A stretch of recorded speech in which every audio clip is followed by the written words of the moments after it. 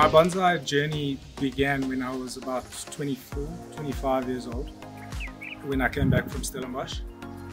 But the idea really actually sort of got into my head when I was about 10. You know, I had a hobby of growing seed, germinating seed, growing trees and planting them out in the garden.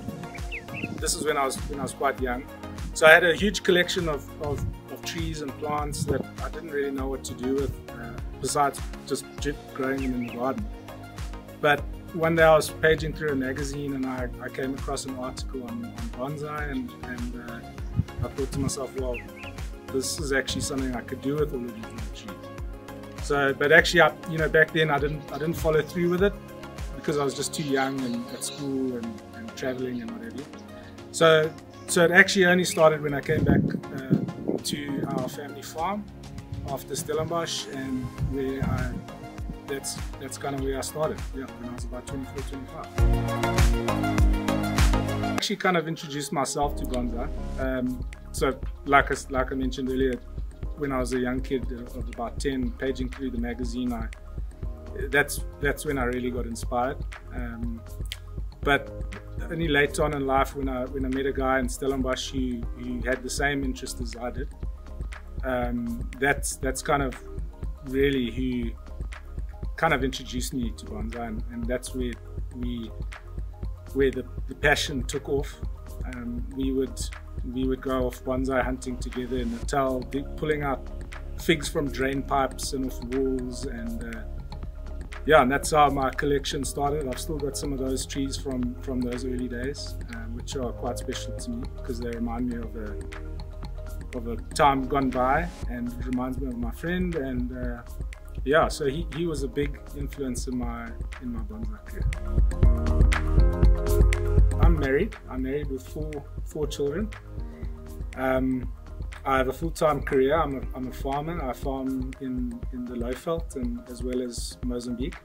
So bonsai, obviously being my number one hobby and my passion, is not always top of my priorities, but it comes a close second to, or close third, I should say, to family and work. But it's definitely something that I put a lot of time and effort into. It's a fantastic hobby, and I think as a farmer it works well for me.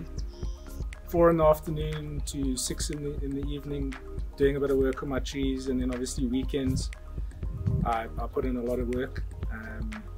So yeah, that's kind of how it fits in. I've had this collection for close on 18 years. It's basically how long I've been doing bonsai.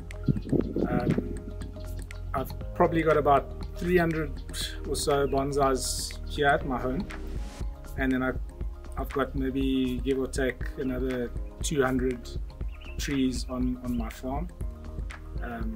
Those obviously aren't as nice as these ones I have at home. These are my special trees, but that's where I have a lot of my sort of rough material, works in progress, and ultimately they'll end up here at my home. My favorite tree in my collection is, I wouldn't say I have a favorite. I have maybe 3 favorites. I can't decide actually which is actually my favorite, but the one I'm standing in front of now, I'd probably say is in the top 3.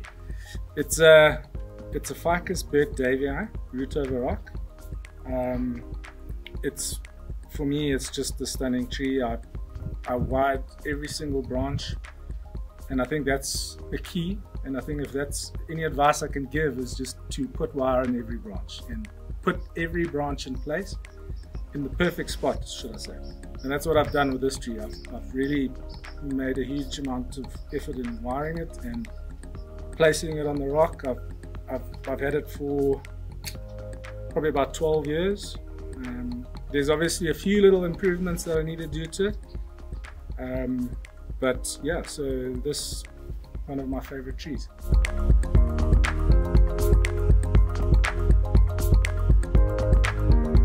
Where I live is in White River, in Mpumalanga. It's a subtropical climate. We tend to have fairly warm summers, and where my home is specifically is next to a dam, so tends to be quite cold in winter. So it can go down to about 2 or 3 degrees, and in some years it's gone down below 0. So can get quite cold in winter. Summers are it's usually about 30 odd degrees in summer, and that number can rise to even 40 on some occasions, but not often. So it is generally quite a warm area. So obviously that affects the way you grow bonsais, the way you propagate your trees and look after them. I generally water twice a day, sometimes 3 times a day in summer, depending on the temperature, as well as depending on your potting medium that you're using. I like to use pumice and akadama, and obviously that's really a good, well-drained medium. So it kind of means that you've got to water a little bit more.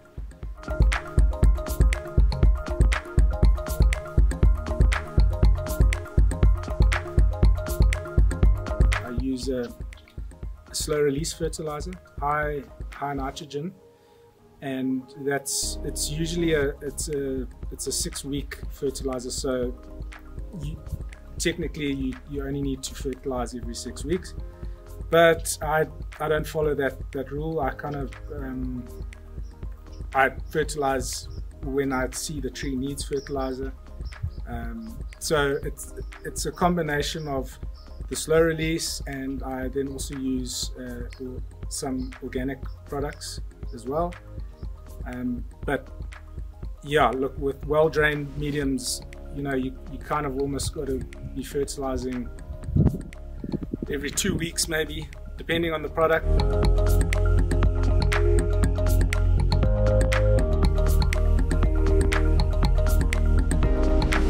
This being a subtropical climate, it lends itself really to almost any indigenous tree species we have in South Africa. A lot of the trees I have in my collection are trees that I've collected from this area. The exceptions would be the bird davii. They don't occur in this area, but they do very well. Other exceptions obviously would be a few of my exotics that I have, my pines and my junipers and my maples. They're a very small part of my collection, but it's fairly early days with them, so I don't have a lot of experience with them and how they do in this climate. But I generally try to stick with trees that are found in this area. I know they're going to do well because they grow in the area. So yeah, like I said earlier, it is a subtropical climate, so it generally lends itself to growing most trees, and I think we're quite lucky. And the fact that it's a warm climate, it's high rainfall, which helps. So yeah, you can go ahead and use most species in the low felds.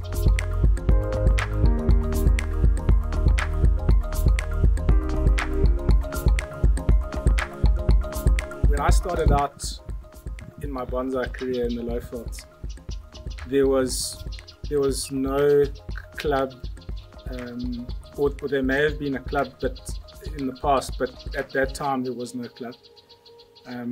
I didn't know any other bonsai artists, so I basically started alone, and obviously lost a lot of trees.